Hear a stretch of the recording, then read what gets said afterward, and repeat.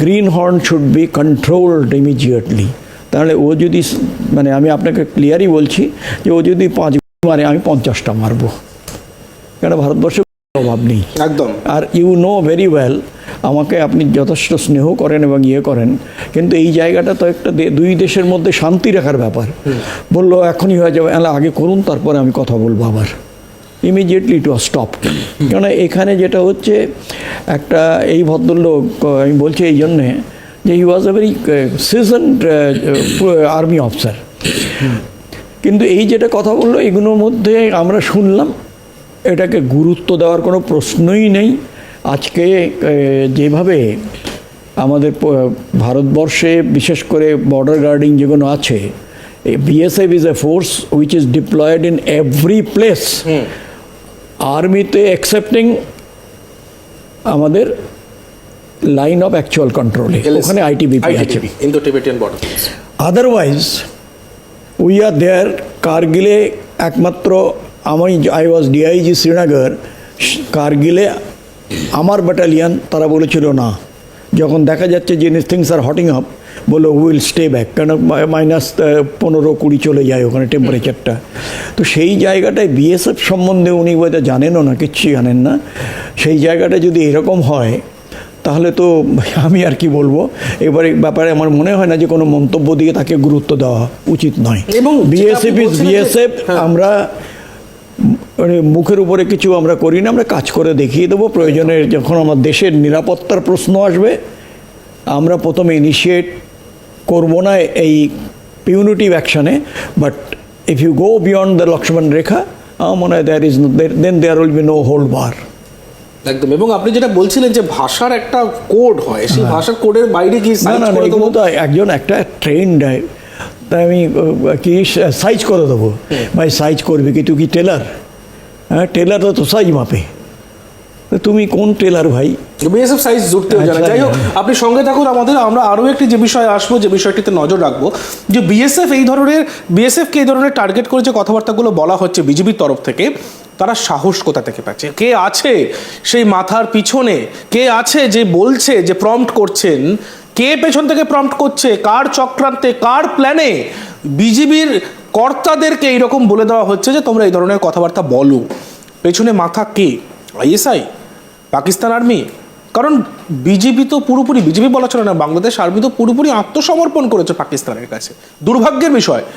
এমন প্রশ্ন হচ্ছে, তাহলে বিজেপি যে এই সমস্ত উস্কানিমূলক কথাবার্তা বলছে, এর পিছনে মাথা কে? এ বিষয়ে কথা বলবো। আমার সঙ্গে রয়েছেন সমীর মিত্র, প্রাক্তন বিএসএফ কর্তা। স্যার, এদের পিছনে মাথাটাকে, যেরকম উস্কানিমূলক কথাবার্তা বলতে, যে প্রভোগ করার জন্য, এদের পেছনে মাথা কি? মাথা তো আমার মনে হলো যে ও প্রথম জয়েন করেই বোধহয় একটা মানে পাবলিক মিটিং করেছেন ওনাদের সাইডের, এবং সেখানে আমি এসে গেছি। এই যে আমাদের কোথায় যেন একটা কৃষ্ণনগর না কোথায় ইলেকশনে এক ভদ্রলোক বললেন বোধহয় পুলিশ অফিসার, এখন আমি এসে গেছি, সব ঠিক হয়ে যাবে। এগুলো বিএসএফকে আজকে লোকে, দ্যার ইজ মানে একটা ট্রাস্ট অ্যান্ড ভরসা বিএসএফের ওপরে।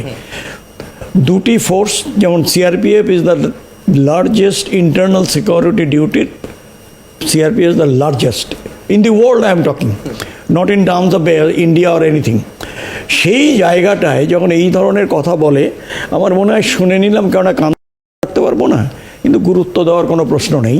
যদি কোনো দিন হয়, তাহলে এই যে ভদ্রলোক এখানে কি সব লাগিয়ে রেখেছিলেন, সেগুলো উনি দেখতে থাকবেন, কিন্তু জানি না যে কতদিন রাখতে পারবেন। হ্যাঁ, এখন যদি ড্রাগনের পায়ের তলায় সবাই সাষ্টাঙ্গ হয়ে যায়, অর্থাৎ চায়নায়, তাহলে হ্যাঁ আমাদের একটুখানি চিন্তাভাবনা রয়েছে। কারণ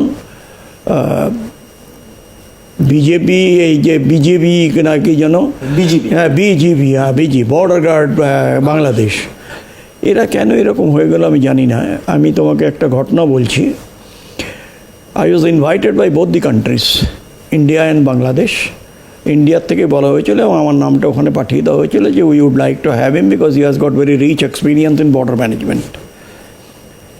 আমি গেলাম, they received us with the warmth and lot of respect. পরে এক ভদ্রলোক আসছে, তিনিও এসেছিলেন, হি ওয়াজ এ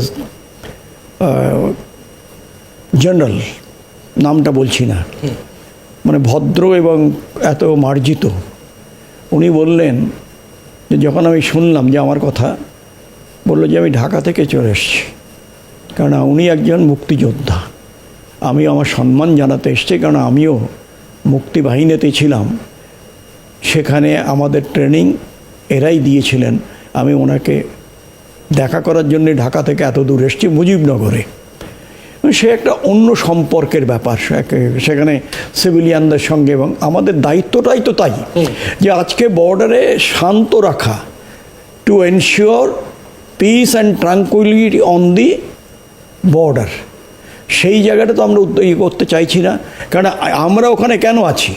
আমরা আছি আমার দেশের নিরাপত্তা, ওখানকার সাধারণ মানুষের নিরাপত্তা, যারা আমার দেশের মানুষ। সুতরাং সেখানে যদি এইসব কথা টথা বলে কোনো একটা সিন ক্রিয়েট করেন, তাহলে সেই জায়গাটায় তখন বিএসএফ শুধু একা তো আসবে না, তার সঙ্গে আরও অনেক কিছু আসবে। আমি বলছি আরও অনেক কিছু আসবে। ওই দুটো ট্যাঙ্ক দেখিয়ে কিংবা চায়নার দিকে মুখ করে কিংবা পাকিস্তান এসে বলে যাচ্ছে, সেইগুলো শুনে এখন থেকে যদি এইভাবে লাফানো শুরু আমরা করি, তাহলে তো খুব তাড়াতাড়ি টায়ার্ড হয়ে যাবেন। সুতরাং আগে জিনিসটা বুঝুন, বর্ডারটা বুঝুন, এবং সেখানে আপনার দায় দায়িত্ব কতটুকু আছে। এবং অ্যাজ এ ডেপুটেশনিস্ট, আমার মনে হয় যে ডেপুটেশনিস্ট হবেন, কারণ বিজেপির কোনো কাডার নেই, যারা আসে সব আর্মির থেকে অন ডেপুটেশন। এবং সেই সব আপনি যখন যদি মনে করেন এইভাবে চলবেন, তো আপনি চলুন, কিন্তু আমাদের দেশের সম্বন্ধে কোনো রকম যদি আপনি মানে কথা বলেন, তাহলে তো সেটা আমরা মেনে নিতে পারি না। এবং আমরা দেখব যাতে আপনি ভবিষ্যতে সেরকম শব্দ ব্যবহার না করেন। আপনি সাইজ করে দেবেন, ঠিক আছে। আপনি যদি টেলারের চাকরি মনে হয় যে আপনার খুব ভালো লেগেছে, তা করুন, কেন অনেক সময় জামা কাপড় বড় হলে আমি কেটে সাইজ করে নিই, তো সেই জায়গাটা করুন। কিন্তু এই বিএসএফ সম্বন্ধে এই কথাগুলো আমার কিন্তু আপনার ট্রেনিংটা যে খুব ভালো হয়েছে বলে মনে হচ্ছে না। কারণ বিএসএফ যদি সাইজ মাপতে শুরু করে, তাহলে অন্য অনেক কিছু হয়ে যাবে, অনেক কিছু হয়ে যাবে। আর আমাদের Indian army is the third biggest army. তারা তো চুপ করে বসে থাকবে না। এখন যতই পাকিস্তান থেকে, সেই পাকিস্তানই তো, সেই পাকিস্তান যারা আজকের বাংলাদেশের মা, মাসি, দিদি, বোন, যাদের উপরে অত্যাচার করেছিল, সেই বাংলাদেশ পাকিস্তান আর্মি যারা 93,000 সারেন্ডার করেছিল ঢাকায় দ্বিতীয় বিশ্বযুদ্ধের পর সব থেকে বড় বিগেস্ট সারেন্ডার। এই বাংলাদেশ আজকে ভুলে যাচ্ছে যে 1 কোটির ওপরে রিফিউজি যখন এসেছিল, তাদের আমরা কাঁধে কাঁধ মিলিয়ে, আমি খাইনি কিন্তু যারা ওইখান থেকে ওপার থেকে এসেছিল তাদের আমি খিচুড়ি রান্না করে খাইয়েছি। বাজার থেকে দুধ এনে সেই শিশু যেখানে 3 দিন ধরে উপবাস বলছে মা, তাকে খাইয়েছি। কারণ এটাই তো মানবিকতা।